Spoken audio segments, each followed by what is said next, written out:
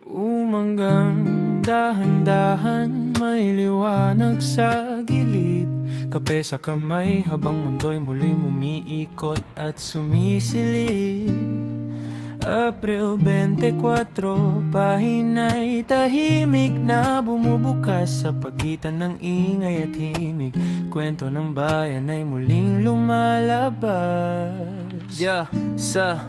Sa Senado, usapan ay umiko sa budget realignment. Para sa education at health, binibigyang bagong alignment. May mungkahi na dagdagan ng pondo sa public hospitals dahil sa kakulangan ng kagamitan at staff sa ilang local. Si Bongbong Marcos nakipagpulong sa cabinet leaders para suriin ang infrastructure projects sa talaibay ng service. Focus sa flood control at transport modernization para raw mas handa ang bansa sa climate at more ng congestion. Sa foreign policy, patuloy ang coordination sa regional partners, lalo na sa disaster response at maritime matters. Hindi headline ang bawat bulong at kasunduan, pero sa likod nito, seguridad at kabuhayan ang pinanganggalagaan. Sa grassroots level, may participatory governance forums kung saan mamamayan ay may boses sa local reforms. Hindi man agad ramdam ang resulta ng ganitong hakbang, pero dito nagsisimula ang mas inklusibong pamahalaan. Kapit at balita, parang ulan sa umaga, may dalang kwento ng bansa.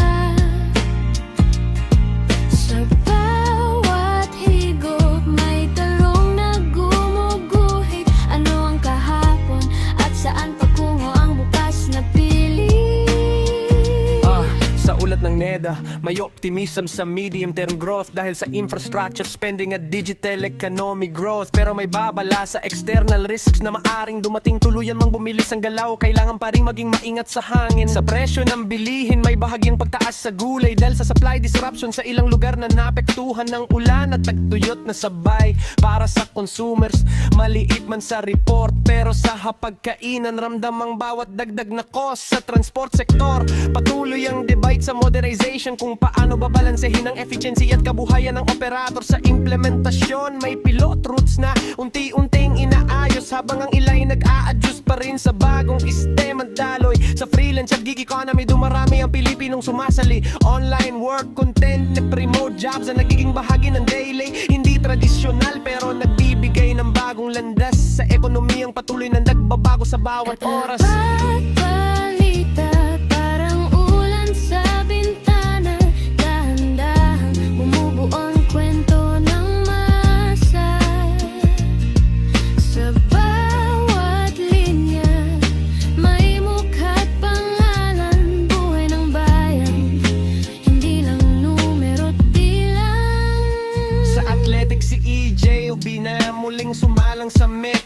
Consistent ang performance, steady ang bawat lep. Hindi man laging headline ang bawat laban, pero bawat talon niya'y hagbang patungo sa mas mataas na pangalan. Sa boxing, si Carlo paalam, patuloy ang training para sa susunod na international competition na darating. Disiplina at tiyaga ang pundasyon ng laban na nagbibigay inspirasyon sa kabataang Pilipino. Sa amang sa volleyball scene, si Alisa Valdez muling naglaro. Crowd ay buhay, bawat spike ay may sigaw na totoo, hindi lang laro ang dala ng bawat match, kundi unity ng fans at pag-asa sa bawat batch.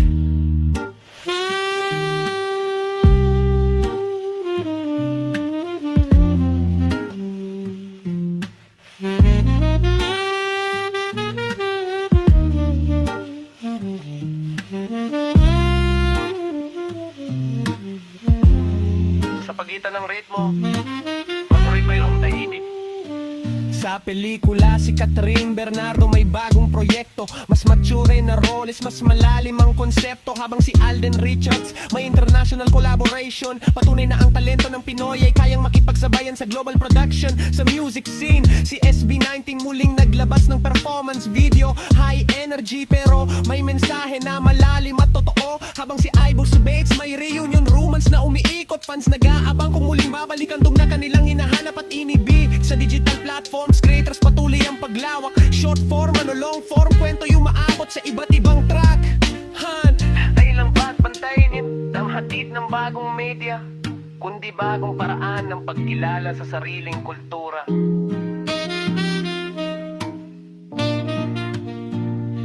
Ayon sa pag-asa, patuloy ang epekto ng sterlis. Mainit sa araw pero may thunderstorm sa hapon na bres. Sa ilang bahagi ng Mindanao may ulan na dapat bantayan, dahil sa troho ng LPA na maaring magdulot ang pagbaha sa kabayanan.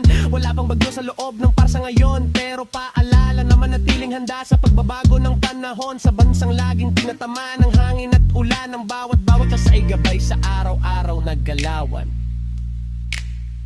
Sa droga gabi, numerong lumabas ay ganita. Sariksik statue, 18 Tarver, 3145. Tahimik pero may bagong kwento sa isang tiket. May pangarap na biglang nagkatotoo, habang sa iba tuloy lang ang laban. Bukas muli ang tula na.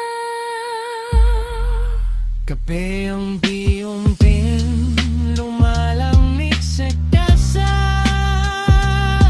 Maro kwento no ay bakul na sumasala. 8.24 pahinilgang parang magsasa. Sa butikan ng katanunong at tanong tamiko, yung mga patulan ng labakan. Sa bawat